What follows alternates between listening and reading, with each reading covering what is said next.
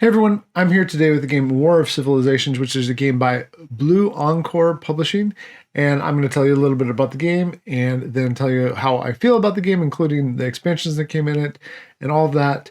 I also want to let you know that I was given this game for review, but I wasn't paid anything else. So let's get right into the game and talk about how to play it. Here's the game. It doesn't quite all fit into shot because of how big it is when it's set up. That's part of the size of these tiles, but you can see here one player's set up over here. There is one other section that we're going to look at in a second, but let's take a look at the board and what's going on here. We have this central board here where the Isle of Myth is, as well as these hidden tiles around the Isle of Myth that are going to be discoverable. But with each player's continent, you have this home base and this dockable base. You'll notice that there's these little flags here. That's the number for the fleet, the size of the fleet that can go in here. Like this has a 6, 6, 6, 6, 6, and 10. That's the number of ships that can go in to each of these hexes. There's also numbers underneath these hexes here, and we'll talk more about those in a second. But every player gets 2 gunboats, 3 gunboats, and a frigate. So 1, 2, 3 gunboats and a frigate. There's also destroyers, which are 6. So this one is a 3. There are 1s here for the gunboats. That's kind of their strength. And then their capital ship, which is a 10. So with each of those, you can put your capital ship into your home base and then pick any 2 of the connected islands, any 2 of those, to split up your starting forces of 3 gunboats and 1 frigate. In addition to that, each player is going to have some teleporter pieces. They're going to get 3 ammunition, single ammunition, and then those go face down next to them to start the game. And after that, you're set up on the board there, but let's take a look at our individual player boards. Oh, one more thing. The Isle of Myth does get 15 of these magic crystals. So 15 of these magic crystals, which are crystals like you might find in other games, but they're orange in here, and they go in the middle here, as well as this time tracker for the Isle of Myth. But let's take a look at that individual player board. On the individual player board, I want to show you some different things. First of all, you put a 5 marker here for ocean crystals and a 5 marker here for the all aluminum wood. So you put those down, and with that, those are all set. Every player starts the same with those. Every player has a different ability. It starts on this side, the 1.0 ability. Like mine is move 1 extra step, and when I upgrade this by paying a magic crystal, I can move 2 extra steps, but that comes later in the game. And then you just have this little tracker to show on which side you are for your abilities. I'm the Rhinoceros clan with Miles here. And then the other information that's on here, we'll just kind of go through this. First of all, ways to gain magic crystals, which are kind of the core of winning the game. Gaining magic crystals, you can control the Isle of Myth for a full round. That's everybody taking a turn. And then paying for the upkeep cost. We'll come back to that in a second. You can get them through warfare. If you win against another capital ship, you get 2, or against a pirate, you get 1. Pirates are part of an expansion we'll talk about. Explore an Apex Island. That's one of those islands on the central continent. Get 1 crystal. You have to actually pay the cost to that. We'll come back to that. And then Exterminate. If you get rid of another player completely, you get all of their magic crystals.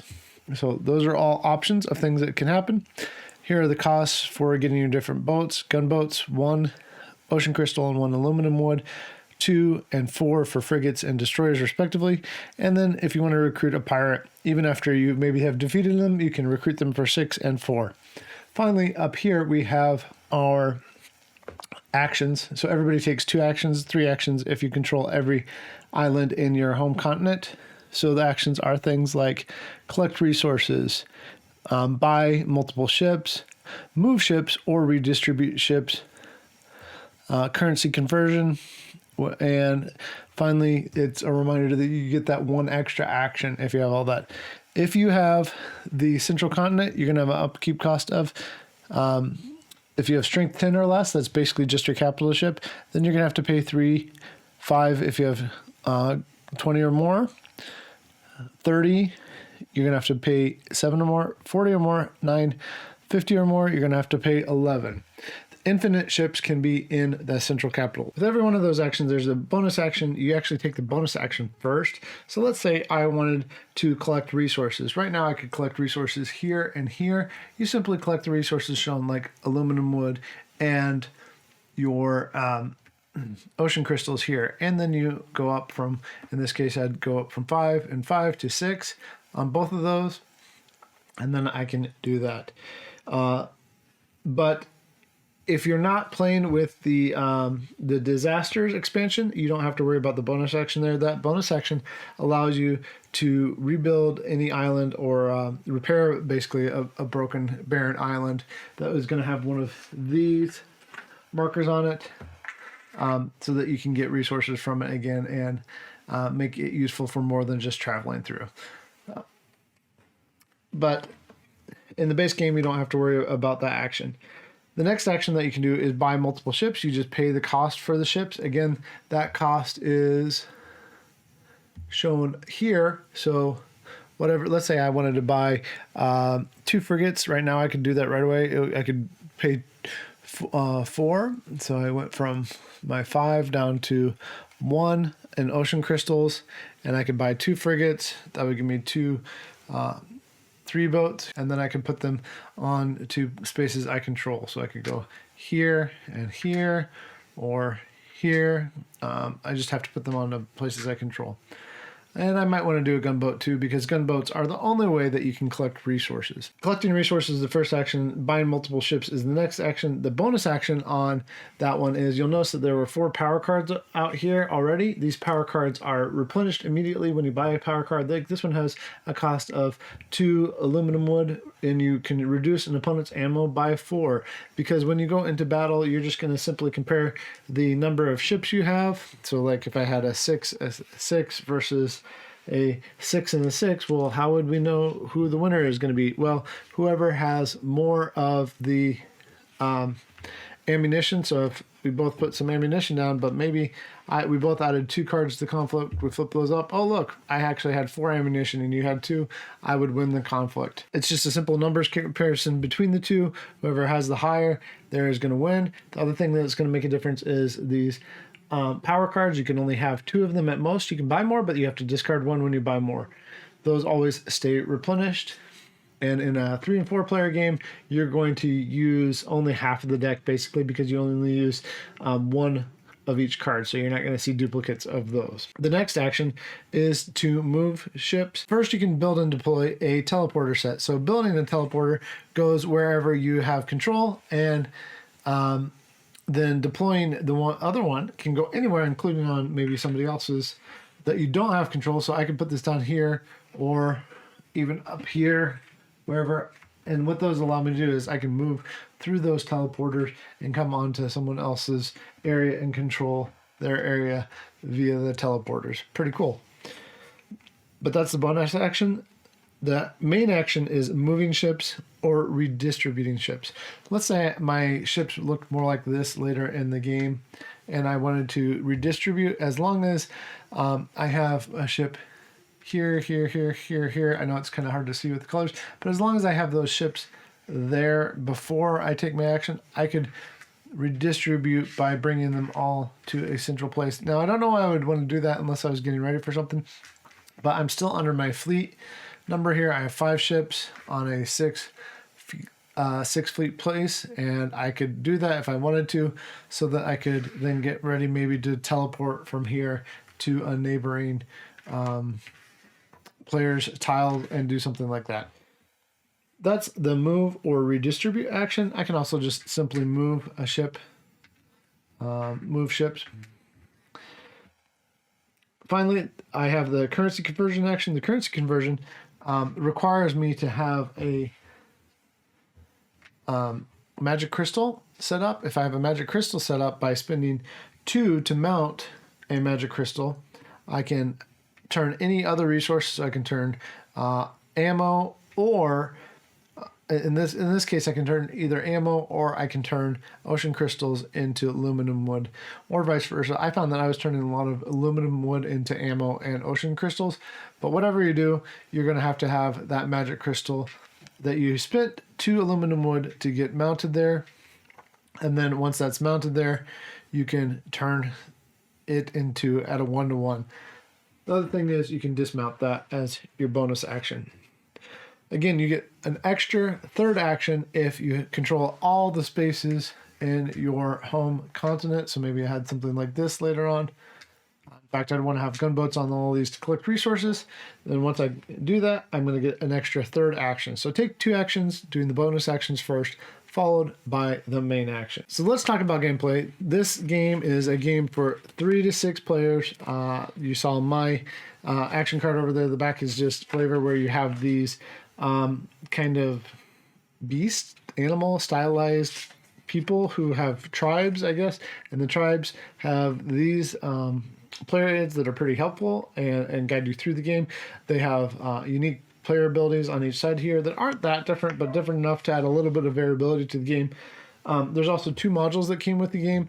You saw that I had the wood components, and with all that, I liked the setup, although it was a little bit large. I kind of wish the hexes would have been a little bit smaller because it just does take up a massive amount of room to play this game. One thing on exploration in this game is in order to get to these apex tiles, you have to bring your gunship and then you have to be able to pay the cost. So I flip it over secretly and I need to be able to pay 4 ocean crystals and 1 ammo with this. If I can't pay that, then we rotate all the tiles out here and then a different one would be here, and I don't maybe know exactly what is where, but I have to bring my capital ship, that one that is a 10, out here in order to start that exploration.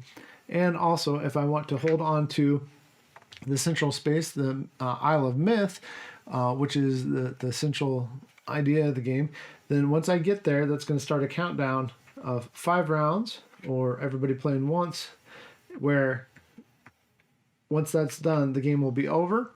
Whoever has the most crystals at the end of the game could be the winner. Also, you can just straight up win by controlling this for 3 rounds in a row. At each time when it takes time for you to pay for upkeep, you have to pay for the upkeep based on that chart that we talked about. Right now with my 10 there, it would just be 3 ocean crystals to do that. Again, this space, the Isle of Myth, it can have as many ships in there as you want. You just have to be able to pay for those ships to control that space. And that's the basics of the game. These do also have a limit of 10, and they're going to have a little bit better resources on them on these Apex Islands. The player aids were pretty useful in this game, both on the main player cards, and there's also a little player card of how to play the game and what's going on with the game. It shows what an attacker and defender can do and how a defender can bring in extra things and what happens at the resolution of a battle. I like that. It keeps battles simplified and moving forward. We also took a chance to play with the Pirates modules and the Disaster module. And with both of those modules, you're getting a little bit of variability. In the Pirates module, you get these central spaces filled up with pirates where you can encounter the pirate and beat them, and you get a crystal if you beat them, but then they go in your pool of available ships too that you can recruit later on, or you can just pay to recruit them right away. If you pay to recruit them, you don't get the crystal. So I found it more valuable to defeat a pirate and then recruit it later on. I liked the Pirates module. It had some variability, added a cool 15 power ship that was nice and powerful that you could cruise around and do some fun things with. I like the movement system in the game. It keeps it moving. The only thing I didn't like in the game was the disaster module, where you put out these tokens to show that there's an impending disaster, and you do it when you're collecting resources. And so what it effectively does is it slows down the collection of resources. Now you could still collect resources on that one. If you do, then you're going to get that disaster happening right away. Otherwise, they just go away slowly and you can't really collect resources there. But if you choose to do it, then it's going to slow you down either way, because any gunboat that was there, you're going to definitely lose that ship, and then you might lose other ships if you had other ships there. So it just slows you down in the planning. It slows down the gameplay. I didn't find it that interesting, especially because there's only 2 heal cards in that deck of disasters. So they're just going to keep impeding your ability to get resources. I would rather not play with the disaster module. The pirate module doesn't really slow it down at all. It's pretty fun. It just adds a kind of big thing that makes it more fun. gives you additional way to get crystals. You're doing more of the 4X stuff in this game. This is a 4X game, but it's a fast 4X game, as long as you're not playing with that disaster module. I like the power cards. Overall, I think it's a game that will appeal to people who like a quick playing 4X where you're going to get in people's faces. And if you don't like randomness, if you don't like warfare, if you don't like things like that, you're probably not going to like this game. But when people ask me for a good substitute for games like Risk, I think that this is a much better substitute. This plays 3 to 6. It plays quickly once you know the rules. And I see this type of game, this type of 4X being a much better choice. The artwork is bright and nice, and the cardboard is thick. They did a good job on production. Good choices there. Some people might complain about the individual player mats, but I think this is actually appropriate. You don't want a whole bunch more weight in the box. This does exactly what it should do. Let me know what you think of the game. Let me know what questions you have. This has been a review of War of Civilizations by Bluencore. Thanks for watching. Happy gaming, and I'll catch you later.